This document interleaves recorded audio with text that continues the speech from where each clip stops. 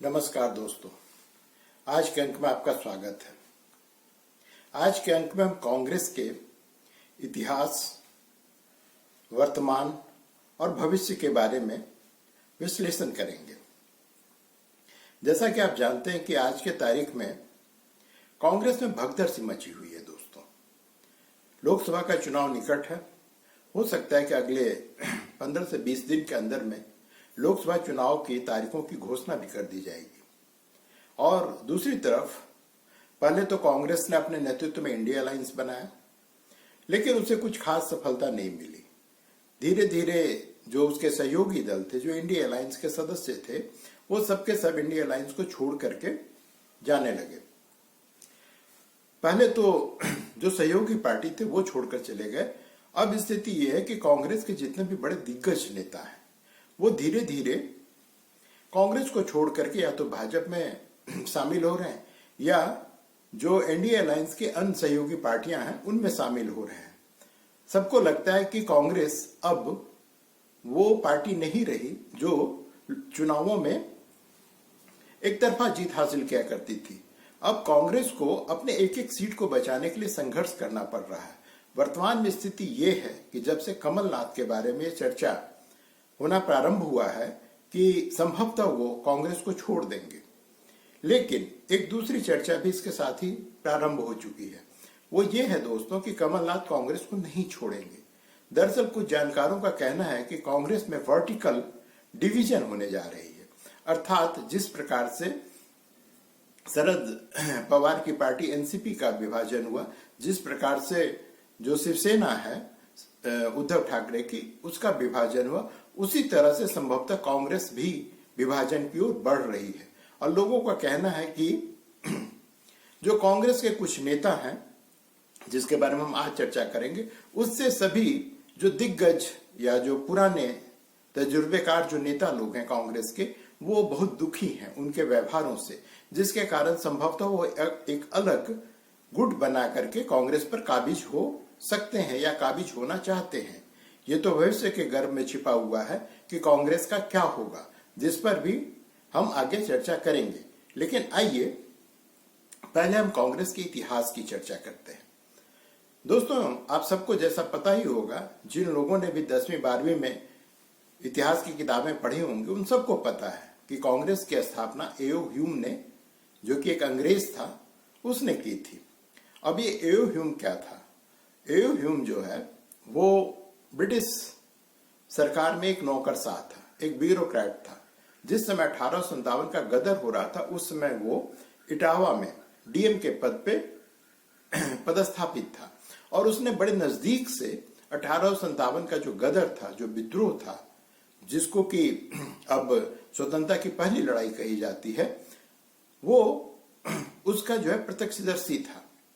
और उसके मन में हमेशा ये बात चलती थी कि भविष्य में भी इस प्रकार का बड़ा विद्रोह हो सकता है ब्रिटिश राज के खिलाफ, और वो इससे बचना चाहता था। वो ब्रिटिश साम्राज्य का बहुत ही लॉयल ऑफिसर था, उसका बहुत ही वफादार ऑफिसर था। वो नहीं चाहता था कि भारत में फिर से इस प्रकार का किसी प्रकार का विद्रोह हो। इसलिए उसने सरकार से, उस समय के जो ब्रिटिश सरकार थी उसके, मैंने आप क्या कहेंगे कि उसकी कृपा से या उसके सहयोग से या उसकी सहमति से उसने 1885 में इंडियन नेशनल कांग्रेस की स्थापना की। इसके पहले अध्यक्ष आप सबको पता है डब्ल्यू.सी. बनर्जी थे। और उस समय इसमें जो है जो 72 लोग, जो 72 प्रतिनिधि शामिल हुए थे, वो कोई आम लोग नहीं थे। या तो वो बहुत ही प्रबुद्ध वर्ग के थे, पढ़े लिखे थे, या फिर उस जमाने के नवाब, राजा और इस तरह के ही लोग थे जिनको आप एलिट क्लास कहते हैं, वही लोग उसमें शामिल हुए थे। अभी इंडियन नेशनल कांग्रेस आम जन की पार्टी नहीं बनी थी।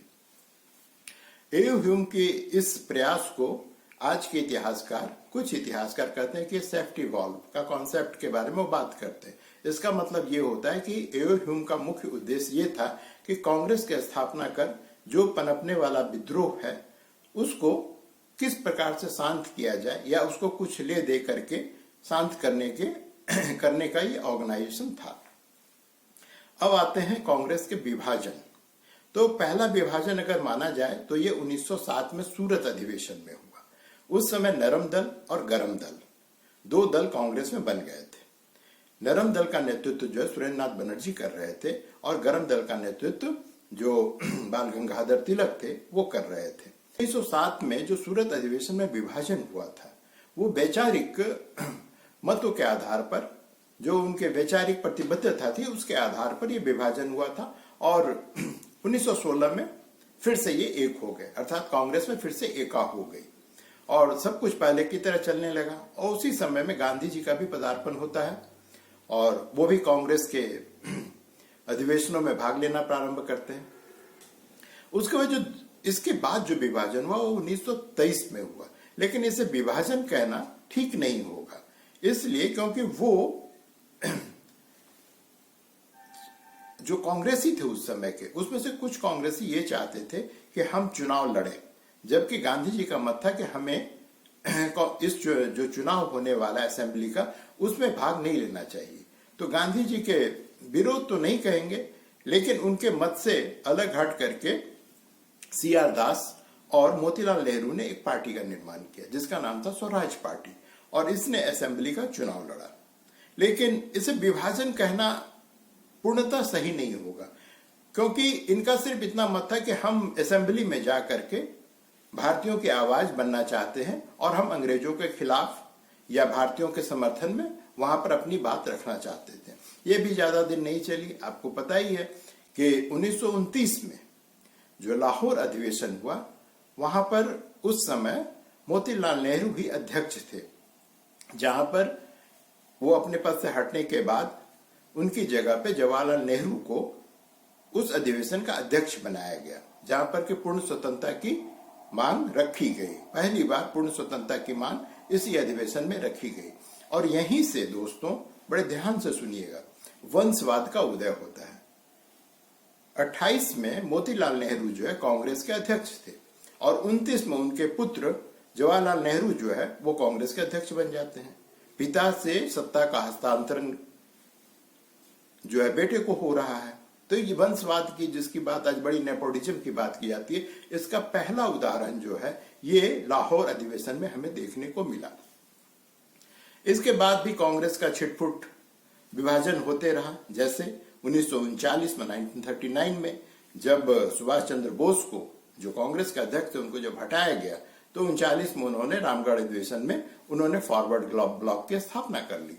ये भी विभाजन था। इसे पहली बार असली विभाजन कहा जा सकता है, जहां पर लोग कांग्रेस से एकदम अलग हट करके एक नई पार्टी का निर्माण सुभाष चंद्र बोस ने किया।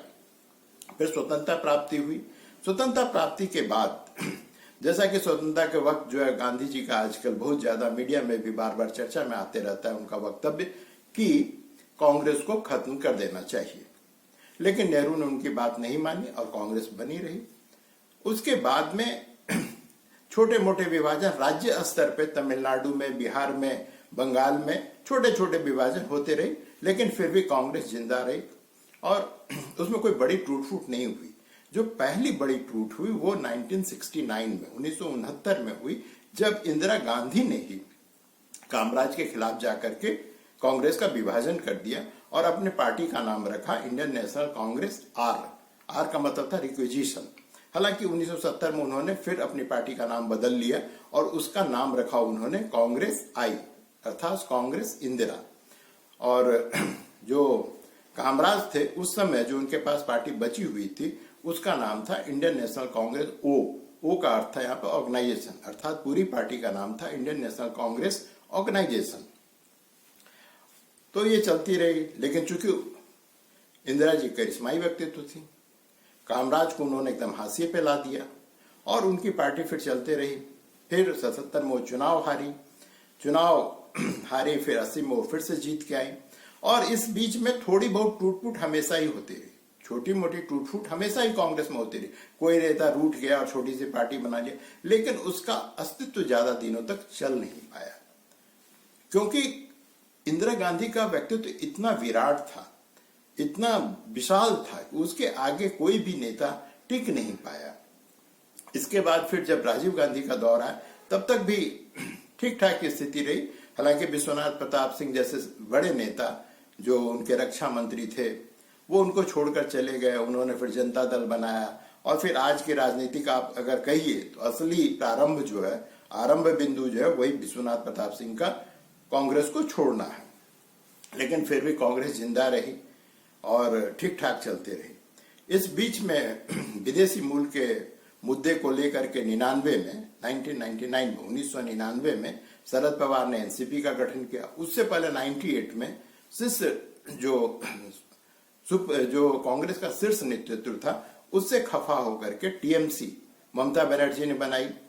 और फिर हम 21वीं शताब्दी में आते हैं तो 2011 में जो जगन रेड्डी है, जगन रेड्डी ने वाईएसआर कांग्रेस का स्थापना की और उसका टूट फूट हमेशा ही छोटी मोटी यहाँ पे चलते रही। लेकिन कोई भी अगर आप कहें तो ममता, जगन रेड्डी और फिर जो शरद पवार है, इनको छोड़ करके कोई भी अपना अस्तित्व बचाकर नहीं रख पाई। शरद पवार हैं, उनको चाणक्य कहा था राजनीति का, वो महाराष्ट्र तक सीमित रहे। एकाध उनके एमएलए वगैरह हर राज्य में होते रहते हैं, जीतते रहते हैं, लेकिन ये पार्टी मुख्य रूप से महाराष्ट्र की पार्टी बन के रह गई। और वो ऐसी पार्टी बन के उभरी जो महाराष्ट्र में भी कभी अपने बलबूते पर बहुमत नहीं प्राप्त कर पाई। वो मुख्यमंत्री बने लेकिन कांग्रेस के सहयोग से ही बने, अर्थात कांग्रेस से अलग होते हुए भी वे कांग्रेस के साथ हमेशा बने रहे। और अभी चर्चा ये चल रही है कि जब अजीत पवार, उनके जो भतीजे हैं, उन्होंने एनसीपी में विभाजन कर दिया है और अपना नया पार्टी तो नहीं कहेंगे, नया पार्टी तो शरद पवार को बनाना पड़ेगा, उनके जो एनसीपी उस पर उन्होंने कब्जा कर लिया है। तो अफवाह है कि संभवतः शरद पवार फिर से कांग्रेस में चले जाएंगे। ये एक अफवाह है दोस्तों, अभी इसमें कुछ भी इसकी सत्यता को हम सिद्ध नहीं कर सकते या फिर सत्यता जो प्रमाणिक है कि नहीं इस पे बात नहीं कर सकते। अब बात आती है आज की कांग्रेस की। दोस्तों, जब से सोनिया जी ने 90 के दशक में कमान संभाला सीताराम केसरी से, उस समय से वो पार्टी की एकमात्र नेता बनी रही और अपने तकदीर या अपने करिश्माई व्यक्तित्व के कारण वो 2004 के चुनाव में सरकार बनाने में भी सफल रही। हालांकि ये अलग बात है कि उसे 200 सीट भी नहीं मिली थी। उसके बाद 2009 में भी वो चुनाव जीत गए, लेकिन उसके बाद से पराभव प्रारंभ हुआ कांग्रेस का। पराभव प्रारंभ ये हुआ कि 2014 में जब से मोदी की सरकार बनी है और 2014 में मोदी की सरकार बनने के पश्चात फिर 2019 में भी और अब उम्मीद है कि 2024 में भी कांग्रेस के लिए कोई उम्मीद नहीं दिखाई दे रहा है। जानकार लोग जो बहुत ही नजदीक से चुनाव का सर्वे किया करते हैं या चुनाव के रुझानों की बात किया करते हैं, जो जानते हैं, उनका कहना है कि ये इस चुनाव में 2024 के चुनाव में कांग्रेस संभवतः अपने पिछले आंकड़े को भी नहीं छू पाएगी, ऐसा लोगों का अनुमान है।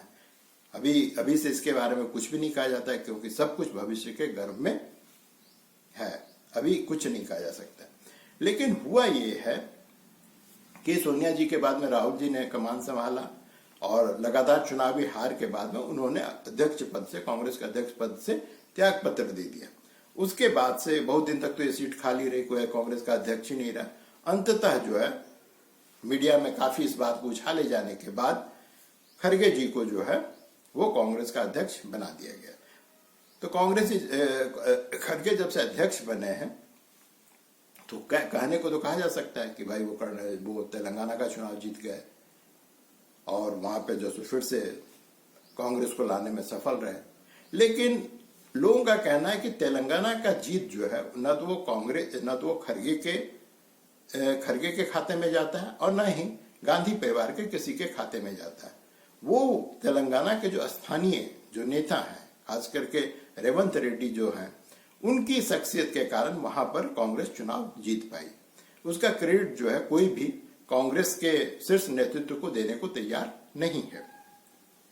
अब जैसे से लोकसभा का चुनाव नजदीक आ रहा है, देखिए कोई भी राजनेता है वो इसलिए आज के तारीख में राजनीति नहीं करता है कि उससे जो है देश को आजाद करवाना है या समाज को किसी चीज से मुक्त करवाना है या समाज का उत्थान करना है।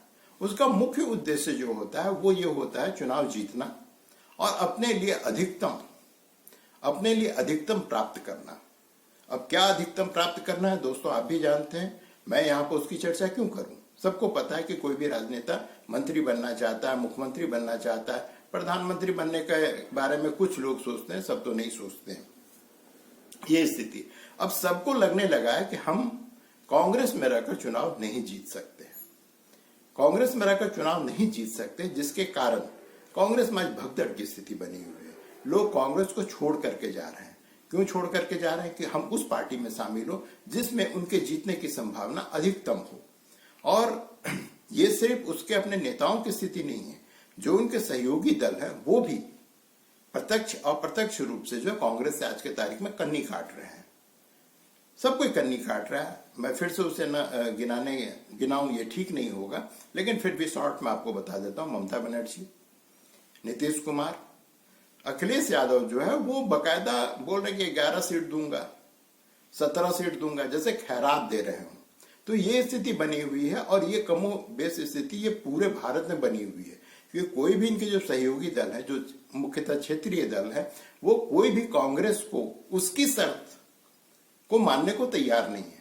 सब कांग्रेस को अपनी शर्तों पे झुकाना चाहती है, जिसके कारण कांग्रेस के लिए बड़ी ही अजीब स्थिति बन गई है। और ऐसी स्थिति क्यों बनी? ऐसी स्थिति बनने का कारण ये है, जैसा कि गुलाम नबी आजाद ने उन्होंने कल अपने वक्तव्य में कहा, उन्होंने कहा कि हम लोग कांग्रेस के नींव के ईंटें थे, पत्थर थे। अब हम लोग एक एक करके कांग्रेस से निकल चुके हैं, तो कांग्रेस का ढहना तो तय है, उसे सिर्फ भगवान ही बचा सकती है। तो आप इससे समझ सकते हैं कि जो नेता जिनके पास अनुभव था, जो कांग्रेस को इन विपरीत परिस्थितियों में निकालते आते रहे हैं, उन सबको धीरे धीरे करके कांग्रेस से अलग होना पड़ा। और अभी धीरे धीरे खुल के बात सामने आ रही है कि ये सब इसलिए नहीं निकल गए कि ये जीतते या हारते। ये जो कदावर नेता, इनके लिए जीत हार कोई मतलब नहीं रखता है। ये चाहते थे कि इनको जो उचित इनको आदर मिलना चाहिए, कम से कम पार्टी में वो मिले। अब हुआ ये है दोस्तों कि कांग्रेस का शीर्ष नेतृत्व है, उसमें मुख्य रूप से सोनिया गांधी है, प्रियंका गांधी है और राहुल गांधी। इन तीनों के चारों तरफ एक कोठरी बन गया है, एक घेरा बन गया उन नेताओं का जो रूटलेस वांडरर है। रूटलेस वांडरर का मतलब होता है कि वो पंचायत का चुनाव भी जीतने की स्थिति में नहीं है, वो उस लायक भी नहीं है, लेकिन वो इन तीनों बड़े नेताओं के सलाहकार बन गए हैं। और इन नेताओं का रुझान जो है ये बड़े वामपंथी विचार वाले हैं, वामपंथी विचार वाले हैं। उन्होंने इस देश की वास्तविकता की, भारत की वास्तविकता को हमेशा अनदेखा किया है। ये चाहते हैं कि देश में जो बदलाव होगा वो विदेशी सोच और विदेशी विचारों से होगा, जबकि कांग्रेस में ऐसा कभी नहीं रहा। कांग्रेस में हमेशा ही भारत की संस्कृति या भारत के जो विचार हैं, जो सतही विचार हैं, जो ग्राउंड रियलिटी है, उसको कांग्रेस ने कभी भी पहले अनदेखा नहीं किया। लेकिन ये जो नेता हैं जो इनके विचार वामपंथी हैं और इनको कुछ भी ग्राउंड रियलिटी के बारे में पता नहीं है। ये सबके सब सैद्धांतिक किताबी कीड़े हैं और ये सबके सब किताबी बातें करते हैं और किताबी बातों से चुनाव नहीं जीता जाता है। दूसरी समस्या ये है कि ये कोठरी, ये जो घेरा है इन बड़े नेताओं के चारों तरफ इर्द गिर्द, वो इतना मजबूत हो चुका है कि जो कांग्रेस के पुराने दिग्गज अनुभवी नेता हैं, उनको भी इन नेताओं से मिलने के लिए इन निकम्मे किस्म के नेताओं से समय मांगना पड़ता है, क्योंकि उनकी पहुंच सीधे ये जो बड़े नेता हैं, कांग्रेस के 3 जिन बड़े नेताओं को मैंने नाम लिया, उन तक नहीं है। ये अपनी बात पहुंचाने के लिए इन नेताओं का सहारा इनको लेना पड़ता है। आते हैं कमलनाथ पर। कमलनाथ को कहा जाता है कि इंदिरा गांधी ने उन्हें कहा था कि ये मेरा तीसरा बेटा है। अब आप समझ सकते हैं कि कांग्रेस में कमलनाथ की अहमियत क्या है। इनकी इतने कदावर नेता हैं, ये पिछले 40 साल से कांग्रेस में बने हुए हैं। और ये सही बात है कि ये कई बार सांसद रहे, मुख्यमंत्री रहे, अनेक मंत्री पदों पे रहे, और ये हमेशा ही जो कांग्रेस पार्टी है या कांग्रेस पार्टी का जो मुख्य परिवार है उसके बहुत ही वफादार रहे हैं। अब मध्य प्रदेश में पिछले 3-4 महीना पहले जो विधानसभा का चुनाव हुआ, उसमें ये कांग्रेस के मुख्यमंत्री के उम्मीदवार थे। ये चुनाव हार गए। चुनाव हारने के पश्चात जिस प्रकार से इनको अपमानित किया जाता है, प्रतिदिन अपमानित किया जाता है, इनसे कोई सलाह नहीं लिया जाता है, और कुछ छुटभैये नेता जो हैं वो कांग्रेस के यहां तक कहते हैं कि इस मध्य प्रदेश के चुनाव हरवाने में कमलनाथ का मुख्य योगदान है। और सोचिए दोस्तों, कोई आदमी जो मुख्यमंत्री का उम्मीदवार है वो चुनाव हारने का, अपने पार्टी को चुनाव हरवाने की कोशिश करेगा, लेकिन कांग्रेस है कुछ भी कह सकती है। तो ये तंग आ चुके थे। तो पहले तो हवा ये उड़ी कि कमलनाथ जो है कांग्रेस छोड़कर जा रहे हैं। फिर पता चला कि नहीं, सिर्फ उनके बेटा जो नकुल नाथ वो भी छिंदवाड़ा के सांसद हैं, वो सिर्फ जाएंगे छोड़ करके। बाद में हुआ कि अब छोड़ के नहीं जा रहे हैं। अब जो दोस्तों खबर आ रही है वो बहुत ही भयानक है, खास करके कांग्रेस के लिए। कहा जा रहा है कि कांग्रेस में वर्टिकल स्प्लिट होने वाली है। वर्टिकल स्प्लिट का मतलब है कि जिस तरह से उद्धव को दरकिनार करके शिवसेना पर एकनाथ शिंदे काबिज हो गए, जिस प्रकार से एनसीपी से शरद पवार को निकाल करके उनके जो भतीजे अजीत पवार वो एनसीपी पे काबिज हो गए, कुछ इसी तरह का प्लान जो है कांग्रेस के दिग्गज नेता कांग्रेस के लिए बना रहे हैं। अब वो किसको अलग करके कांग्रेस पे काबिज होंगे ये कहने की जरूरत नहीं है। कुछ लोगों का कहना है कि वो गांधी परिवार को तो रखेंगे, लेकिन उनको प्रतीकात्मक रूप से अपना नेता मानेंगे। मुख्य शक्ति जो है, ये जो नेता जो विद्रोह करने की कोशिश कर रहे हैं, उनके हाथ में होगी। और इनका मुख्य आरोप ये है, इन्होंने कहा कि हम लोग आरवीजे के खिलाफ विद्रोह कर रहे हैं। अब ये आरवीजे कौन है? आर से होते हैं रणदीप सुरजेवाला, वी से होते हैं वेणुगोपाल, और जे से होते हैं जयराम रमेश। ये दोस्तों एक वास्तविकता है। रणदीप सुरजेवाला एमएलए का चुनाव नहीं जीत पाता है। वेणुगोपाल और जयराम रमेश जो है, जिनके बारे में लोग कहते हैं कि पंचायत चुनाव तो छोड़ो, जहां पर ये रहते हैं उस मोहल्ले का वार्ड कमिश्नर बनने के काबिल नहीं है और नहीं जीत सकते। अब ये तीनों के तीनों जो है आज के तारीख में राहुल गांधी के चारों तरफ घेरा बना के पड़े हुए हैं। कुछ और सहयोगी भी उसमें शामिल है, जैसे कि योगेंद्र यादव जैसा। हालांकि अभी उन्होंने कांग्रेस पार्टी ज्वाइन नहीं किया है, लेकिन वो भी सलाहकार की भूमिका में देखे गए हैं। अब इन तीनों चारों से जो कांग्रेस के जितने दिग्गज नेता वो त्रस्त हो चुके हैं। इससे पहले भी लोगों ने, कांग्रेस के लोगों ने, जो दिग्गज लोगों ने, उन्होंने एक ग्रुप 23 बनाया था, जिसमें कपिल सिब्बल थे, मनीष तिवारी थे, गुलाम नबी आजाद थे, जिनका भी अब जो भी पुराने कांग्रेस के नेता, सबको उस ग्रुप में माना गया था। हालांकि उसकी औपचारिक घोषणा कभी नहीं की गई। लेकिन अभी जो दोस्तों खबर आ रही है वो खबर ये है कि ये जो G23 है, इन लोगों का प्लान है कि कांग्रेस पे काबिज हुआ जाए और कांग्रेस को जो पुराने दिनों में उसके जो जलवे हुआ करते थे उस जलवे को फिर से लौटाया जाए।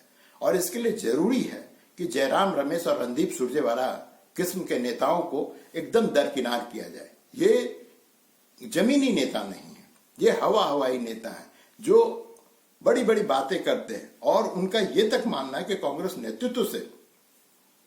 नेतृत्व को ये गलत सलाह दे करके, उसका उदाहरण वो देते हैं कि जिस प्रकार से अयोध्या में रामलला की प्राण प्रतिष्ठा हुई। आप अगर नहीं जाना चाहते थे, गांधी परिवार अगर नहीं जाना चाहती थी, तो कम से कम एक प्रतिनिधि तो भेज देता, जैसा कि पहले भी हुआ है। दोस्तों आपको बताऊं कि जब मदर टेरेसा को जब वेटिकन ने सेंट का उपाधि दिया, तो उस समय सोनिया गांधी ने अपना कांग्रेस का प्रतिनिधि वेटिकन भेजा था। आप नहीं जाना चाहते थे, जैसा वेटिकन नहीं गए, आप एक प्रतिनिधि तो भेज सकते थे, लेकिन आपने ऐसा नहीं किया, जिससे कि लोगों में क्रोध, गुस्सा और आपको जो है हिंदू विरोधी मानने के लिए यहाँ का जो जनमानस है, भारत का जनमानस, उसको विवश होना पड़ा। अब ऐसी स्थिति में आप क्या चाहते हैं कि आपको लोग जो है वो वोट देगा? तो ये जो अनुभवी नेता है, वो उनका मानना है कि ये सोनिया गांधी, राहुल गांधी की अपनी सोच नहीं है। ये जो इनके चारों तरफ जो कोठरी बने हुए, जो घेरा बना हुआ है, जो वामपंथी विचारधारा का प्रतिनिधित्व करते हैं, ये इनकी सोच है और इनकी सलाह है। तो जब तक हम इस तरह के लोगों को वीड आउट नहीं करेंगे, कांग्रेस से बाहर नहीं करेंगे, तब तक कांग्रेस का अस्तित्व बचाना लगभग असंभव है। ये इनकी सोच है और ये सोच सही भी है कुछ हद तक, क्योंकि आप भारतीय जनमानस को, उसकी संस्कृति को, उसकी सभ्यता को आप जो है अपमानित करके आप जो है इस देश में चुनाव नहीं जीत सकते। जिस प्रकार से डीएमके ये जो स्टालिन है, उनके जो बेटे हैं उदयनिधि, या फिर जो स्वामी प्रसाद मौर्य हैं उत्तर प्रदेश में, बिहार में का जो शिक्षा मंत्री था, ये सबके सब सनातन के खिलाफ बातें करता है। आप अगर उसकी आलोचना नहीं कर, आपको कम से कम उसकी आलोचना तो करनी चाहिए। और आप इस तरह के नेताओं से के साथ उठे बैठेंगे तो जो यहाँ का सनातनी, जो कि 80 से 82% पूरे देश की जनसंख्या का है, वो आपको वोट करेगा, क्यों आपके साथ जाएगा? तो ये मानना है कांग्रेस के जो दिग्गज नेता है। दूसरी चीज ये है, जो इन नेताओं का मानना है कि हम कहीं ना कहीं जनमानस से तो कटे ही कटे हैं, पार्टी के संगठन में भी वही अब आगे बढ़ सकता है जो चापलूस हो। आप कितने भी टैलेंटेड हो, आप कांग्रेस में आगे तब तक नहीं बढ़ सकते जब तक आप किसी नेता का अगर ये कहें कि आप चप्पल उठाना चालू ना कर दें। ये हर नेता की कांग्रेस में कहानी बन के रह गई। यहाँ पे टैलेंट का कोई वैल्यू नहीं रह गया है।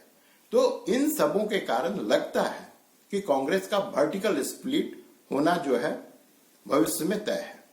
क्योंकि अगर नहीं वर्टिकल स्प्लिट होगा, या फिर जो गांधी परिवार है वो अपनी भूमिका को जब तक रीडिफाइन नहीं करेगी, जब तक वो फिर से कांग्रेस के पुराने दिनों वाले जो नेता, जो इंदिरा गांधी या नेहरू थे या नरसिम्हा राव थे, इन सब ने जो इस प्रकार से भारतीय जनमानस के साथ इंटरेक्ट किया, जब तक आप वो नहीं करेंगे तब तक अस्तित्व बचना कांग्रेस का लगभग असंभव है। और ये जो अनुभवी नेता हैं, जो दिग्गज नेता हैं, जो कमलनाथ हैं, गुलाम नबी आजाद है, मनीष तिवारी हैं, इस तरीके जो नेता हैं, वो चाहते हैं, वो कांग्रेस के विरोधी नहीं है और न ही वो कांग्रेस के दुश्मन है। वो चाहते हैं कि कांग्रेस जिंदा रहे, कांग्रेस सरवाइव करे, लेकिन जिस रूप में आज कांग्रेस है उस रूप में कांग्रेस सरवाइव ना करे। तो दोस्तों, आज के लिए बस इतना ही। देखते हैं भविष्य में क्या होता है कांग्रेस का। लोकसभा चुनाव भी 2 महीने बाद है, तो जो भी होगा और जो भी कमलनाथ की अगली मूव होगी या कांग्रेस के अन्य नेताओं की जो अगली मूव होगी, उस पर चर्चा हम करेंगे अगले अंक में। तब तक के लिए आज्ञा दीजिए। नमस्कार, जय हिंद।